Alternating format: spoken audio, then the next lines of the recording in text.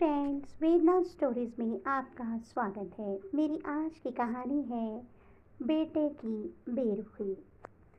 शाम के 3:30 बजे थी। गर्मी का मौसम था, लेकिन सूरज की तेज किरणों के बावजूद घर में एक अजीब सी ठंडक पसरी हुई थी।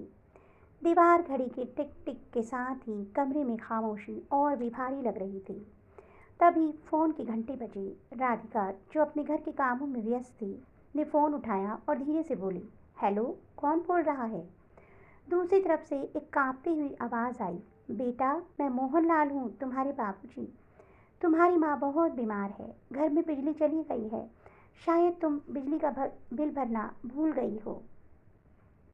राधिका थोड़ी देर के लिए चुप हो गई। आवाज़ इतनी कमज़ोर थी कि उसे समझने में भी मुश्किल हो रही थी। उसने धीरे से कहा, आप कौन हैं? लगता है आपने गलत नंबर मिला दिया है।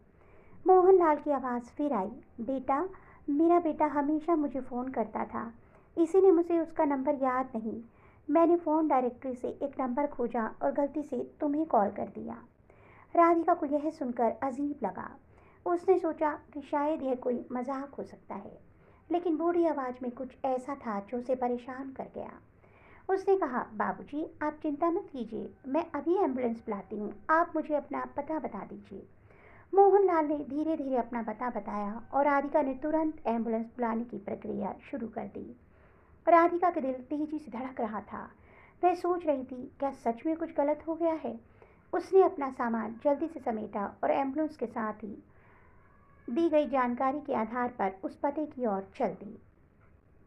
मोहनलाल और उनकी पत्नी सुशीला पिछले कई सालों से अकेले रह रहे थे। उनका इकलौता बेटा विनीत शहर में काम करता था और अपने काम में इतना व्यस्त था कि वह महीनों से अपने माता पिता से मिलने नहीं आया था। उसने अपने माता पिता की देखभाल के लिए हर महीने पैसे भेजने की जिम्मेदारी निभाई थी, लेकिन पिछले कुछ महीनों से वह भी रुक गए थे। सुशीला की सेहत दिनों दिन बिगड़ती जा रही थी। घर में राशन की कमी थी और बिजली का बिल भी नहीं भरा गया था, जिससे उनका घर अंधकारमय हो गया था।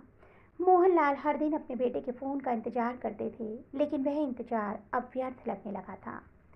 राधिका उस पते पर पहुंची, लेकिन जो दृश्य उसने देखा वह उसके दिल को चीर कर रख देने वाला था। घर के अंदर घुसते ही उसे मोहनलाल और सुशीला की लाशें मिली। सुशीला सोफे पर पड़ी हुई थी और मोहनलाल फर्श पर पड़े थे, हाथ में एक पुरानी फ़ोन डायरेक्टरी पकड़े हुए। राधिका को यकीन नहीं हो रहा था कि कुछ समय पहले ही उसने उनसे फ़ोन पर बात की थी। डॉक्टर और पुलिस वहां पहुंच गए। डॉक्टर ने राधिका को बताया कि बुजुर्ग दंपत्ति की मौत 4-5 घंटे पहले ही हो चुकी थी। राधिका की आंखों से आंसू बहने लगे। उसने खुद को संभालते हुए डॉक्टर से कहा, यह कैसे हो सकता है? मैंने उनसे थोड़ी देर पहले ही बात की थी। पुलिस अधिकारी ने राधिका से पूछा, क्या आप इन्हें जानती हैं? राधिका ने जवाब दिया, नहीं, लेकिन उन्होंने गलती से मुझे कॉल कर दिया था।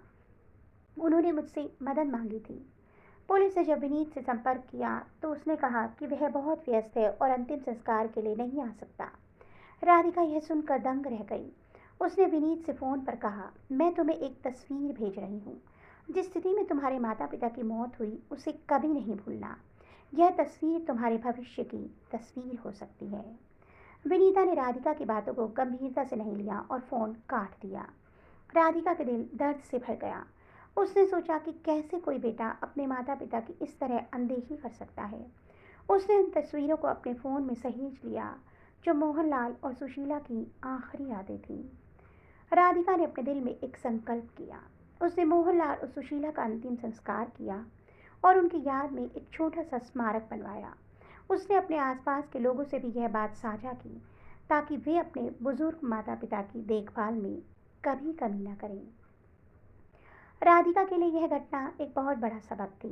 उसने महसूस किया कि समाज में ऐसे कई बुजुर्ग हैं जो अपने बच्चों से दूर, अकेले और असहाय जी रहे हैं।